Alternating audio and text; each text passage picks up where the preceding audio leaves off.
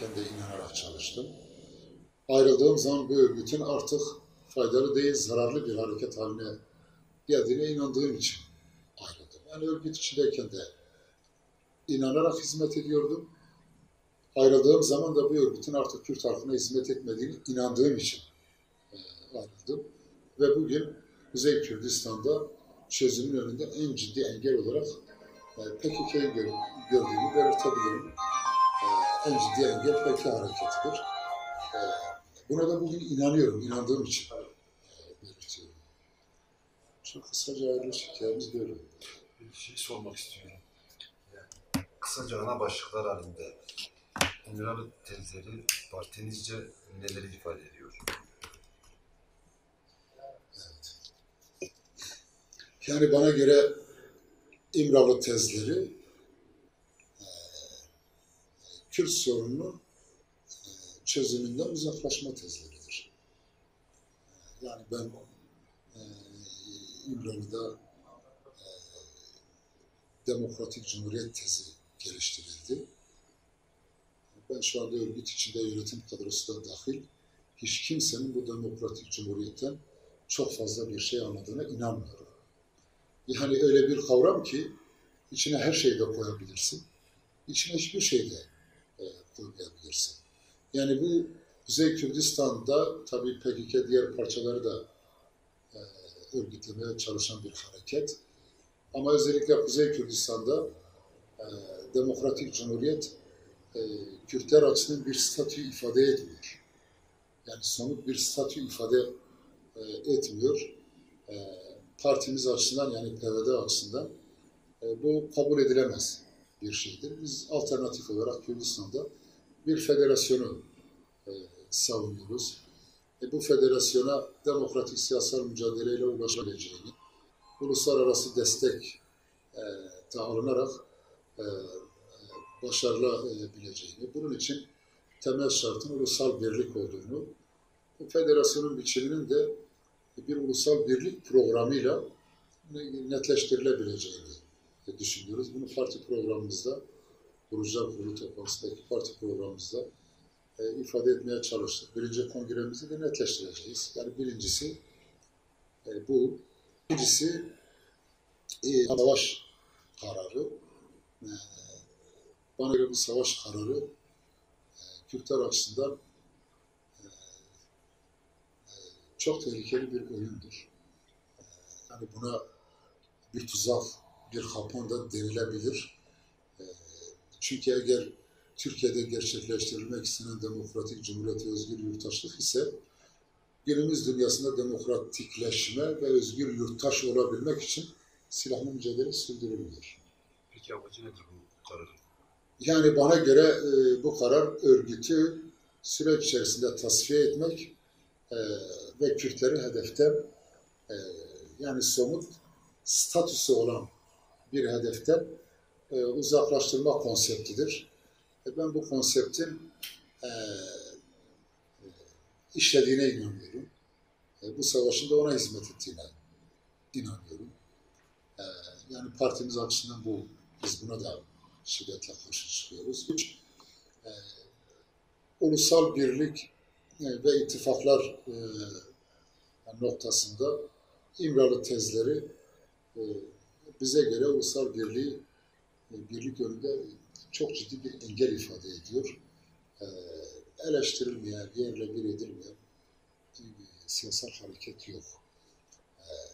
Yani ulusal irade üzerine adeta bir ipotek konulmuş durumda. Farklı düşünce, farklı seslerle demokratikleşme mümkünken ve demokratikleşme çok fazla ifade edilir, dile getirilirken uygulamada ulusal birlik sürekli reddediliyor. Zaman zaman çağrılarda dile bile uygulamada böyle bir birliğin gelişmemesi için her şey yapılıyor. Örneğin yine İmralı'dan Güney Kürdistan değerlendirmeleri var. Küçük İsrail'den tutun ilkel milliyetçiliğe kadar devletleşmenin Kürt halkına yapılabilecek en büyük kötülük olduğuna kadar, hatta bir ihanet sayılması gerektiğine kadar çok çeşitli, yani acayip değerlendirmeler var. Yani şimdi Küçük İsrail denilerek neyin kastedildiğini de biz bilmiyoruz. Herhalde Filistin mücadelesinin Kürt halkında yarattığı sempati burada kullanılmaya çalışılıyor. Ama ben yani yüksek sesle de söyleyeyim, Güney Kürdistan'da bir Küçük İsrail gelişse ne olur? Ben bir küçük, yani küçük de denilmiyor, ikinci İsrail gelişse ne olur? Yani Kürtler 21. yüzyıla kalıcı bir statüyle girseler ne olur? Biz yıllarca bir parça özgürleşsin, yani Kürdistan'ın bir parçası özgürleşsin, işte hepimiz ölelim diyordu. Temel sloganlarımızdan biri buydu. Şimdi Kürdistan'ın bir parçası özgürleşmiş ama buna yakıştırmadığımız sıfat, yapmadığımız hakaret, yapmadığımız düşmanlık kalmadı. Sorun burada YNK ve KDP de değil. Yani burada bir halk var. O halkın iradesi var. O halkın talepleri var. Ve bu talepler, bu örgütlerin eksiği ne olursa olsun, bu örgütler eliyle bu şekilde geliştiriliyor. Ve bana göre de Güney Kürdistan, Kürdistan'ın diğer 4 parçası için, çünkü biz buraya Özgür Kürdistan diyoruz, Kürdistan'ın diğer parçaları için çok büyük bir moral kaynağı oldu. Tam bir çekim merkezi ve başta Kuzey Kürtleri olmak üzere diğer parçalarda bir statüye ulaşmanın önüne açtı, cesaret verdi. Yani sadece kendisiyle sınırlı değil, Kürdistan'ın diğer parçaları, yurt dışındaki Kürtleri de moralize eden, onlara cesaret veren, gelecek umutlarına besleyen sonuçlar yarattı. İşte bunlardan geliştirilen bu tezlere de biz parti olarak karşıyız, kabul ediyoruz. Tabii Kemalizm değerlendirmeleri var. Çok acayiptir. Yani çok fazla o ayrıntılarına falan girmek istemiyorum. Bazıları düşündürücüdür de aynı zamanda. Yani örneğin işte mesela tezler geliştiriliyor. İşte Birinci Cumhuriyet'in demokratik olduğunu ve Kürtlere karşı olmadığını. Halbuki 1924 Anayasası var.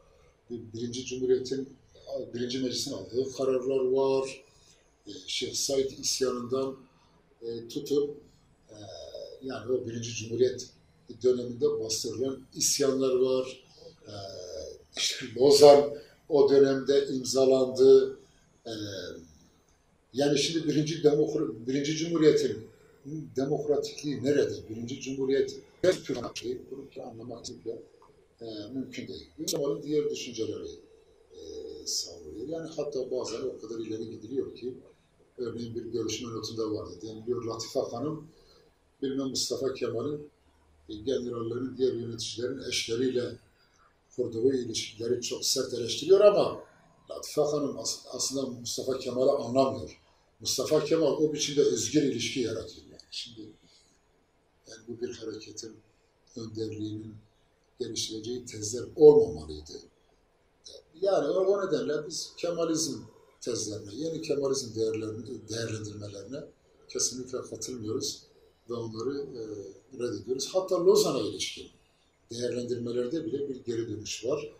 Yani Lozan'ın neredeyse Kürt karşıtı olmadığını, Kürdistan karşıtı olmadığını bazı maddeleri özellikle öne çıkarılarak söyleniyor.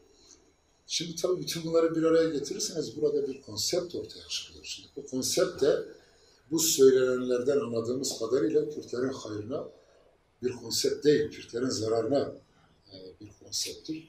Kürtlerin haklarını, özgür geleceklerini, bir statüye kavuşmalarını engelleyen, önlerini tıkayan, hatta mevcut kazanımlarını da adım adım çok sistemli bir biçimde tezlerdir.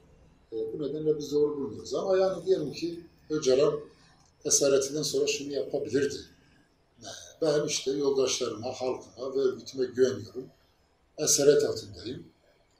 Üstelik de Genelkurmay'ın denetiminde bir yerde tutuluyorum. Ben bundan sonra fiilen örgüt yöneteyim.